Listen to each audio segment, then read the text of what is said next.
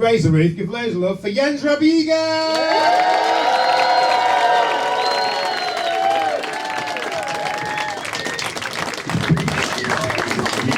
Thank you everybody. Hello. Hello. My name is Jens. I'm South African and I'm German. Thank you. I don't just have one, but I have two of the sexiest accents in the world combined. I actually had a woman come up to me in a bar recently and she's like, "Ooh, I love your German South African accent." And I was like, "Yep, you're the right amount of drunk and desperate for me." But I live in Amsterdam. Amsterdam's super international city, and when I first moved there I realized, certain accents are sexier than others, right? Like a French accent, for instance. "Bonsoir, mademoiselle. Je m'appelle Jean-Claude. Roses are red, violets are blue. I want to have a drink with you." Or a Spanish accent, also super sexy. "Buenas noches, señorita. Mi nombre es Juan Claudio. Dance with me." German, on the other hand, not so much. "Guten Tag! My name is Jens Klaus. I want to have a beer with you." In case you guys were wondering what the dirty talk sounds like, or the sexy talk, wonder no longer, because sometimes I like to spoil my wife, treat her a little bit, and we'll do a little bit of role play. I'll put on a white vest, white underpants, white socks and Birkenstocks. You're like, "Hey baby, you want a little bit of the Gunther love? You want to make sexy time with Gunther? Do you want to cuddle my Knödel? Maybe you want to sizzle my Schnitzel? Or maybe you want a little bit of Gunther down unter." Yeah, so I don't know if you know, but Amsterdam is like one of the gay capitals of Europe, right? And I was hanging out with some of my gay friends in Amsterdam, and he says to me directly, he's like, "Jens, I'm not going to sugarcoat it, but for Amsterdam standards, you're a 7. And I was like, "Oh, okay, thanks, I think." And then I was gigging in Cologne, which is like the gay capital of Germany, like hopping in between two gay cities. Promise I wasn't sex trafficked, but had to pay for the ketamine somehow. It turns out in Cologne I'm a 9. Yeah.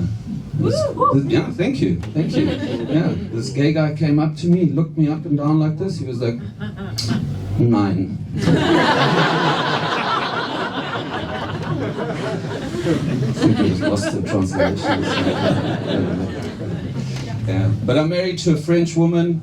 And when we first started dating, I was a little bit nervous because, the French, they have this stereotype about them being like romantic and erotic and sexy and everything like that. So I started doing penis exercises because I heard they like le coq sportif. How many of you have the possibility to work remotely, work from home? Raise your hands. Whoop, whoop, whoop. Oh, not so many. Okay, cool. I have the opportunity to work from home, and I think if COVID gave us anything, it was, the ability to work from home. It really accelerated that, which is great because my wife and I, we've been together for 20 years. We've got 2 teenage sons, so, we don't have that much opportunity for kissy, sexy time. So when we're working from home, we'll block off half an hour in our Outlook agenda, to catch up. The one day I was working downstairs, working on my Excel spreadsheet, so my wife walks into the room and she does the naked challenge. Do you guys know what the naked challenge is? Your partner walks into the room, towel around them, they're naked underneath, hence the name. They drop the towel and your reaction determines what's going to happen in the next, let's be gracious here, 15 minutes. Right? So my wife walks into the room, she drops the towel, I'm like, "Whoa, damn! Spread sheets or spread legs under the sheets, I know which one I'm going for. So we have a little bit of kissy, sexy time, really nice and cool. And then a couple of days later, I'm busy working behind my computer and I'm like, huh? Anything she can do, I can do better. Right? So she's working upstairs in her office, I get to the bottom of the stairs, I get undressed, and I start walking up the stairs. Really softly, there's some music playing, so it's covering my footsteps. I get to the door, her back is facing me, she's looking at a computer screen, and I start swinging my dick. Because I know, after 20 years of marriage, I know what women want. And a swinging dick is one of those things. Am I right, ladies? So there I am, swinging my dick to the beat of the music because I'm classy. And I say, hey baby, you wanna fuck? And she turns around and she's crying, she's bawling her eyes out, and I'm like, oh shit, can't even sexually harass my own wife anymore, you know? But it turns out she was watching a live stream of her uncle's funeral. And I'm like, fuck, I'm not gonna do that again, mainly because she only had one uncle. But so anyway, we came up with like a signal. I bought her one of those bells that you get at a hotel reception, you know, like bing, bing, bing, written on it, sexy time. So I know I can't make a mistake, you know. I'll be downstairs working away, she rings and I'm like, like a silverback gorilla, you know. He's like, oh, sexy time, running up the stairs. Well, I'll be out in the garden doing my workout. She rings the bell. I'm like, sexy time. Well, I'll be in the kitchen making lunch. And I kind of got conditioned, you know, like Pavlov's dogs. You know, Pavlov rang the bell, the dogs get to eat. My wife rings the bell, I get to. Only problem with that is now walking down the streets of Amsterdam when there's a woman riding a bicycle and she rings the bell. I'm like, sexy time. The DHL guy, he just knocks on the door now. It's good for keeping the Jehovah's Witnesses away, so yeah. Anyway, you guys have been awesome. My name is Jens Trubiga. Thanks, have a good night.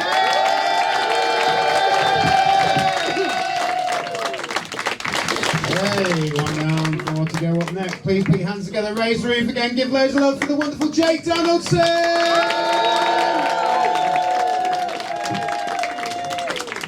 Here we go. Lovely stuff. Hello, thank you for being here. It's nice to be here. My name's Jake. I'll get it out of the way early doors. I'm a disabled man from Newcastle. So sorry about that. No, I'm actually partially blind or partially sighted, depending on your outlook on life. So I'm partially blind. My glasses are always half empty. Been blind since I was born in 1993. That's when I was born. I'm 32 years old, despite the fact I've got the body of a 56-year-old GP. Think I'm quite sexy though.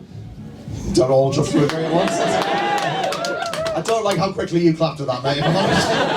I think I'm quite sexy though. Still not all of you though, that's sad, isn't it? I think I am. I think I'm quite sexy for a dad. That's what I'm saying. I think I'm quite sexy for a dad. Sad thing is, not a dad. Although when I first slept with my girlfriend, who's real and exists, she said to me, Jake, don't worry about getting me pregnant because infertility runs in my family. And I said, how?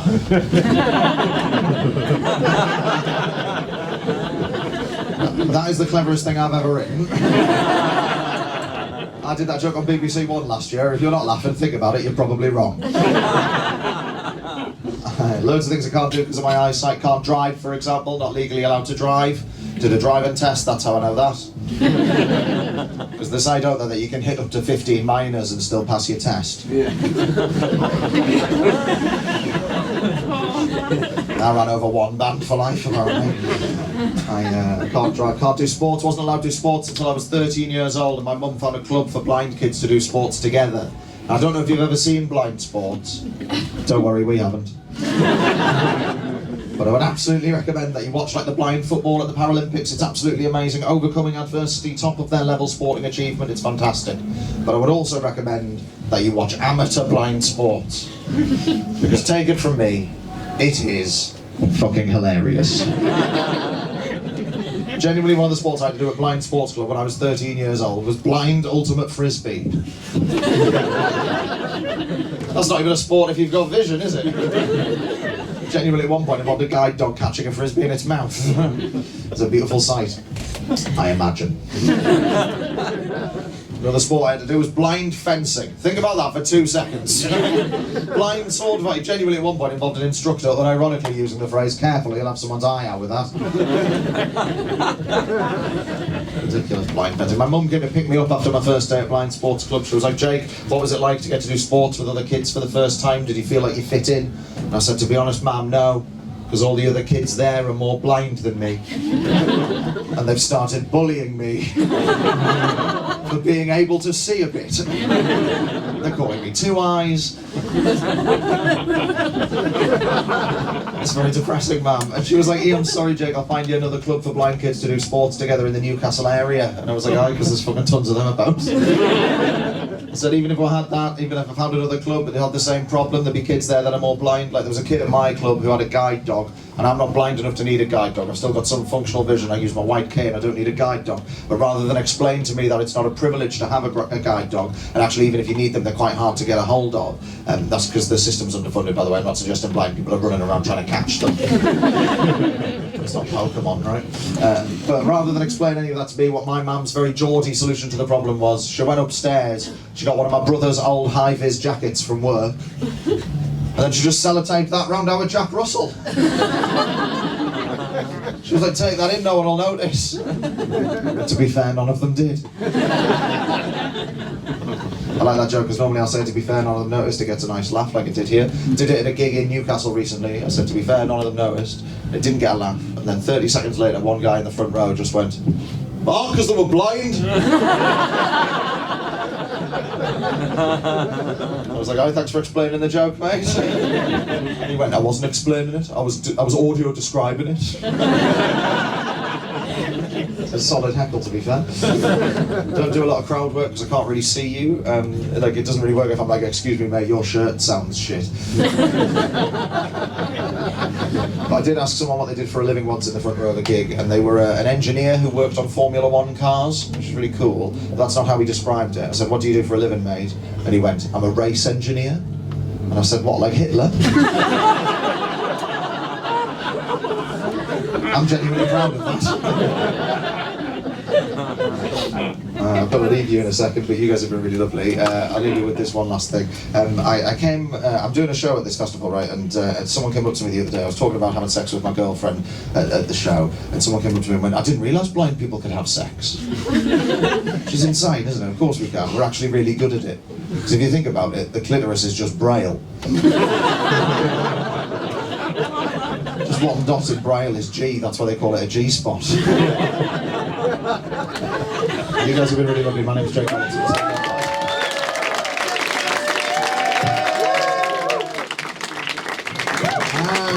Without room to go on next, please put your hands together, raise the roof again, give loads and loads of love as much as you can for Shalaka Karan! Hello, I'm Indian. Do we have any Indian people in? Yeah? Where in India are you from? Gujarat. Are you Indian or British Indian? British Indian. Oh, do we have any actual Indian people in? No, I'm Indian. Welcome to the show. I am obviously, because I'm Indian, a doctor. Such a fact about me. I'm not a useful kind of doctor. I have a PhD. In trains. Yeah, Thomas the Tank Engine trains. I have a PhD in trains. Yeah, it's what I call getting railed every Friday, am I right? No, I do actually have a PhD in trains. People always ask me, they're always like, what does that mean? What that means is when someone's like, is there a doctor on this train? I'm like, no, but there is a doctor off the train. No, what that actually means is, I can't spit or swallow, I choo-choo! You guys seem like a nice audience. I've had some rough gigs recently. I recently did a gig at a university, and it was just a bunch of 19 to 21-year-olds, and I thought I was doing so well. I thought I was killing it. And then I got heckled from this girl from the back, and she goes, you're chuggy. If you don't know what chuggy means, chuggy is a word that American teenagers have invented to describe the specific embarrassment that is anyone over the age of 30. There's a word for this. So wearing high-waist trousers, that's chuggy. Having a side parting, that's chuggy. Being a Harry Potter adult, that's chuggy. Nothing to do with age, you're a fucking loser. So I decided to engage with her positively, and I was like, what's chuggy about me? And she goes, your entire vibe. Now when you're a brown woman and someone says something you don't like, you have a very easy response. You just go, that's racist. So I was like, that's racist. And she goes, don't weaponize your oppression in the face of criticism. What? Like, what are they putting word of the day on vape packets now? What is happening out there? So obviously, I am in therapy. I'm in therapy. Somebody told me I need to go to therapy because apparently I react to everything, whether it's good, bad, happy, sad, with the kind of nonchalance that someone has towards seeing their 15th penis. You know what I mean? 15th penis, kind of like been there, done that. I've seen this before. I know what that is. Don't pee-pee. You know, nonchalance. It's not like first penis. First penis, very chalanced. Super chalanced. It's horrifying. Why does it look both wet and dry? I am in therapy. My big note from my therapist is I need to start feeling more, I need to start crying more, and this is 100% true because there's only one thing in the whole world that makes me cry, and it's the movie Love Actually. Give me a cheer if you've seen Love Actually. When I mention this, everyone names the same scene. Everyone talks about the scene where Emma Thompson goes into the bedroom and she puts on the Joni Mitchell song because she's just discovered that Snape has been cheating on her. Not to me, that scene's fucking boring to me. The scene that makes me cry is when Colin Firth goes to Portugal and he sees Aurelia and he's like, you learnt English? And she's like, you learnt Portuguese? It moves me to the core, and I've only recently realized what it is. It's the shock of knowing that a British man can learn a second language. Chills. I was talking to my mum recently and I was telling her that I'm in therapy, and she's like, why are you in therapy? What do you have to talk about? Which kind of feels like Osama bin Laden taking off his shoes at airport security. And being like, what's the fuss about? It's like, you're why we do this. No, my parents are lovely people. They're just a bit conservative, a bit traditional, you know, and they wanted me to meet a man like the traditional Indian way on WebMD. And I just knew I was going to disappoint them, and I had to be honest. And I was like, Mom, Dad, you need to know I'm actually bisexual. And they said, no, you're not. So I'm not. No, it's all good. I'm dating a man, to be fair. He's a lovely man. He's a wonderful man. I recently discovered, though, that he's a lot more attractive than I am. Like, a lot more. And how I found this out was we were in Spain for this Spanish wedding, and all these Spanish people didn't know our names. They had little nicknames for all the people who weren't Spanish. And his nickname was Escalador Guapo, which means handsome climber, because he's handsome and he loves hiking because he's white. And my nickname was Las Gafas, which means glasses. So it's going great.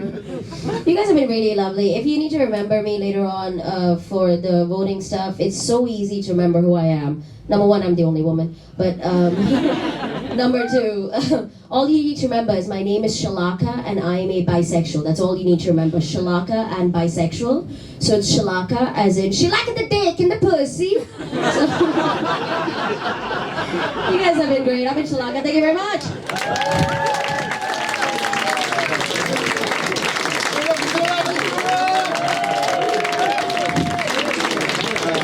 Three down, two to go. Up next, please put your hands together, raise the roof, give loads of love for Samuel Jean. Keep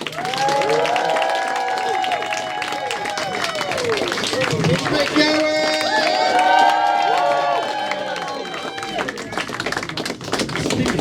It says quickie on the back, fucking get over it. You're lucky I'm here tonight, ladies and gentlemen. I've had a bad week. You don't give a shit, do you? I buried my girlfriend on Friday. Fucking laughed at that. You horrible bastards. And my auntie come up to me at the funeral. And she went, what did she die of? I said, chlamydia. She said, don't die chlamydia. I said, you fucking do if you give it to me. That solves that problem. But before we go any further, let's address the elephant in the room. I know you've probably not noticed, but I am disabled. It's a hidden disability. But life treats you a little bit different when you're disabled, and it pisses me off. So now I've got you fuckers for 5 minutes. We're going to lock them doors, and I'm going to give you all a lecture. Because no one ever wants to talk to me. Well, I think that's because I'm disabled. It could just be I'm a bit of a prick. But I'll give you an example. I'm at the bar, and they'll always go to the bloke next to me. Does he want a drink? I don't even know the twat stood next to me. And my mates is just as bad, because we all went out clubbing the other week. We went at Yates's. Has anyone been Yates's? It's not somewhere you go a second time, is it? It's a shithole, that is. And my mate looked at me and went, Sam, I want to shave your head bald. I said, why? He went, well, we waste a lot of time going to toilets to our cocaine. I said, you're just the right height. And you know, I'm not easily offended, but I found that so fucking disrespectful. Honestly, I thought that was so disrespectful. Because where am I going to do my cocaine? Fuming. And I recently got this wheelchair, and it's got a design fault on it. And it stitches me up everywhere I go. And I'll give you an example. I was at the crossing the other day over there, and you guys bastard kids running around everywhere. I hate kids, me. Hate them. I could never be a paedophile, sir. Hate them. And they're all running around, so I beat me horn. And 3 blind men walked out and got hit by a lorry. I felt fucking terrible, I did. I mean, not as bad as they did, but I did feel bad. So yeah. And then, I think life's quite ironic at the moment. I mean, becoming a stand-up comedian, coming to Edinburgh Fringe, you know. I think my hair got jealous of my legs, you know. My hair's just like, legs ain't got to work no more, no way. And the hair fucked off, so that pissed me off. But I'm a different type of stand-up comedian, and not like that. So I thought I'd do a magic trick for you all tonight. Are we all up for that? You're more up for it than I am. This isn't the magic trick. I did bring a prop. Now, I've got a little magic bag. I'll hold it up because I'm not very tall, see. I'll hold it up so you fuckers at the back can see. So, I'm going to pull a rabbit out of this. Does anyone think I can do it? No. Fucking nice to know these has got faith in me. If that was a curtain, I'd go through it. But yeah, I'm going to pull a rabbit. So let's have a bit of clapping. We lot are stupid. Did you hear what happened to the last person that gave me the clap? Pull a rabbit out of a hat. Michael, you're a fucking tosser! I said put a rabbit in the hat! You mean it is a rabbit? You're a fucking tosser. It's the wrong type of fucking rabbit! For fuck's sake! £10 that fucking prop cost me, can you believe that? So let's do another trick. I've got to be careful where I fucking sit with that behind me. Let's do another trick. I need a very good looking person to come and help me with this. I need to bring someone up on stage. You're shaking your head, madam. You didn't hear what I said. I said someone good looking. No, I said someone good looking, sir. Sorry. Sorry, I'm an arse. I told you I'm a prick. Yeah, I need someone good looking to come up and help me. I need someone good looking. We'll have to leave that. We'll have to leave that. So it's nearly coming to the end of my time right in front of the stage. So I thought I'd leave you with a true story, because most what comedians say is complete lies. So I thought I'll end on a true story. If everyone can turn their phones off, I'd appreciate it. So So yeah, anyway, I'm going to end on this true story. And I went down south a few weeks ago to see my little niece. She's 9. Love her to pieces. Took her to Eastbourne. And on end of Eastbourne Pier, there's a pub. And this particular day, there's an Elton John tribute in this pub. Can anyone guess what song this knobhead was singing as we'd gone past? Exactly, sir. Now, my 9-year-old niece, love her to bits, but she's a cold, calculated little bitch. Waits for everyone to finish, yells at the top of her voice, "He's not!" And you know, ladies and gentlemen, I think I've created a monster, and she's going to grow up to be just like me. I'm going to break her fucking legs if she carries on. On that note, I've been Samuel Jean. If you want to follow me, you'll probably catch me. Give it up for Samuel Jean, everybody! He's going to get the biggest applause out of anybody ever, because you have to keep clapping while he turns this thing around. I mean, although if you did go off to silence, it'd still be better than I've been off to. I've been off and I can hear my own footsteps. So that's a bad gig for me. So this is that. Why did I say that out loud? I did. You say what you think, don't you? Listen. I think we've had 4 fantastic acts so far, and we've got 1 left. Are you ready for them? Yeah. Cool. So up 5th, before we get to the judging, please put your hands together, raise a wreath, and give loads of love for Phil de Lange.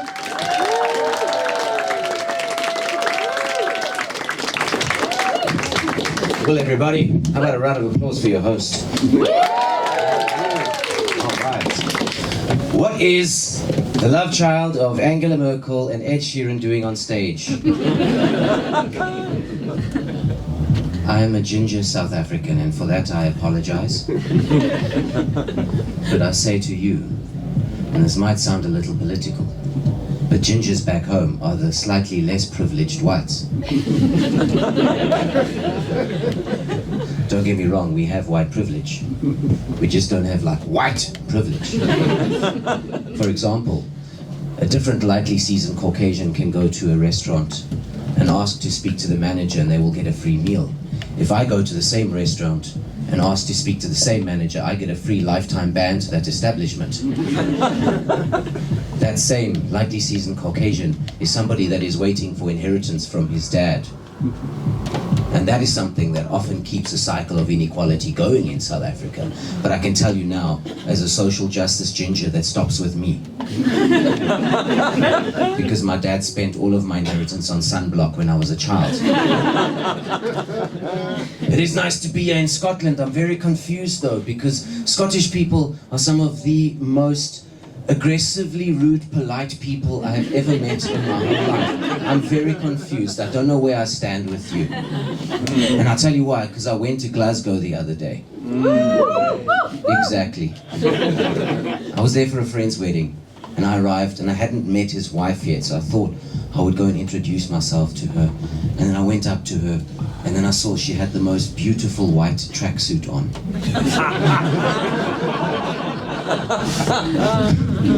And I introduced myself. I said, "Hi, I'm Phil." And then she heard me speak and she said, "Are you German?"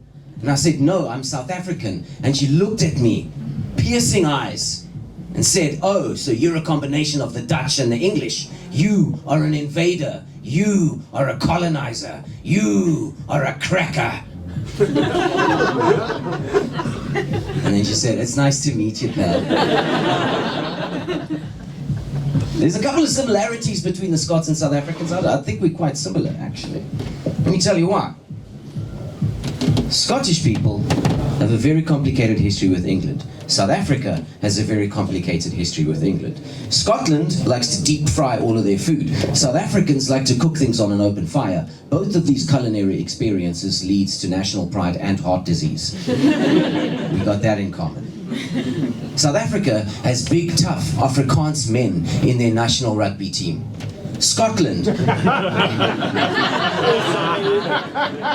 has big, tough Afrikaans men in their national rugby team. All right, Duan van der Merwe is Scotland's all-time top try scorer. Now, I don't know about you, but I watched Braveheart. I don't remember Mel Gibson going, McMerva, come let's go kill the English. I'm 36 years old. I honestly thought life would be a little different for me right now, because I look across at the audience and I relate to some of you who are in your 30s. For those of you that are in your 20s, I see there's still hope in your eyes. That's nice. But when I was in my 20s, people in their 30s told me life would be a little bit better. They said you'll get more money, you'll get an idea of what you want to do with your career, you'll get a sense of self-actualization, you'll get somebody to love you and marry you. I think about all four of those things all the time. They said you'll get more money. I'm doing the Free Fringe in Edinburgh. They said you'll get an idea of what you want to do with your career. I'm doing the Free Fringe in Edinburgh. They said you'll get a sense of self-actualization. I'm doing the Free Fringe in Edinburgh. They said you'll get somebody to love you and marry you. I haven't quite had that yet. I never got to put a ring on someone's finger, and I want that. But there is one thing that I did get. Can you guess what it is, ma'am? Hemorrhoids. Good guess. Correct. Well done. You got it spot on. I'm so surprised. No one's ever guessed that correctly before. Thank you. Now, some people get uncomfortable when I say that on stage. I see you shuffle around. Maybe you also have hemorrhoids. It's fine. Why can comedians get on stage and do entire shows about their mental health and then they become the face of mental health? Why can't I be the face of hemorrhoids? I'm going to get sponsored by Boots. This is my thing now. I've declared it. Now, for those of you that don't know what it's like, before I leave, let me quickly take you through this process. All right, you feel like something isn't quite right. So you make the mature decision and you go and see a doctor. In my case, I went to Dr. Versaghi, who is an Afrikaans South African man in Cape Town, and I went to him and I said, Dr. Versaghi, I think I have hemorrhoids. Can you please have a look for me? And he said to me, Mr. De Lange, can you please get on the bed, drop your trousers and put your knees up to your chest? So I did that. But the thing is, Dr. Versaghi did not clarify that when I get on the bed, drop my trousers and put my knees up to my chest, that I must in fact be on my side and not my back. Do you have any idea what it must have looked like for Dr. Versaghi to turn around and just see me, naked from the bottom, Winnie the Pooh style, full spatchcock chicken, legs in the air. I'm lying there waiting for my examination. All I heard was, what the fuck? Get on your side! So I did that. And then Dr. Versaghi had a look, and he said, it would appear that it is not too severe from the outside, but I think we should conduct an internal examination. And this is going to be a little bit uncomfortable. And that was a fucking lie. You see, I want to remind you that Dr. Versaghi is an Afrikaans man, and these men generally look like they were given creatine in their baby formula, which means he has Afrikaans hands, which means each of his fingers are individually with the same girth as a Hilux pickup truck exhaust pipe. So as soon as Dr. Versaghi started his internal examination, I needed to get out of there. I wanted to be like, no, please stop, I didn't bring my poppers. But the only thing that came out my mouth when I tried to speak was, ah! And then I got so nervous that I clenched, which means I locked Dr. Versaghi's finger in place. I heard his knuckle crack and everything. This is what that moment sounded like. This is going to be a little bit uncomfortable. Please release my fucking finger. So I released after 45 minutes. But at least I got to say I put a ring on someone's finger. Thank you so much, everybody.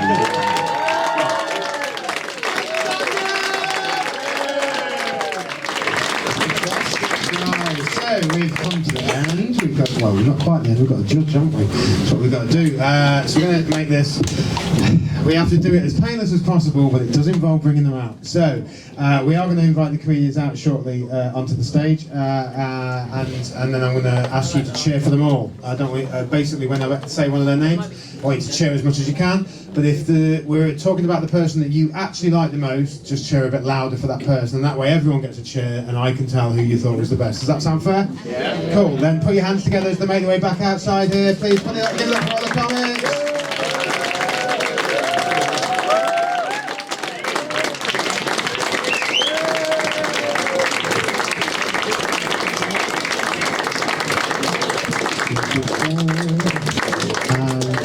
Okay, so we'll start on the far side, right over there, Samuel Jean. I'm giving you that heads up so you know we're about to start clapping. I don't want any delay in that, it'll be unfair. So we're going to start off with Samuel now. If you thought that Samuel was the best, give loads of love for Samuel Jean! And give it up for Jens Rodriguez! And Phil De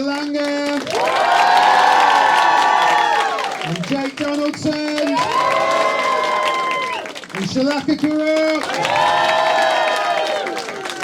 I think it's Phil de Lange. Congratulations, man. All the way back off the stage, guys. Thanks very much. Right.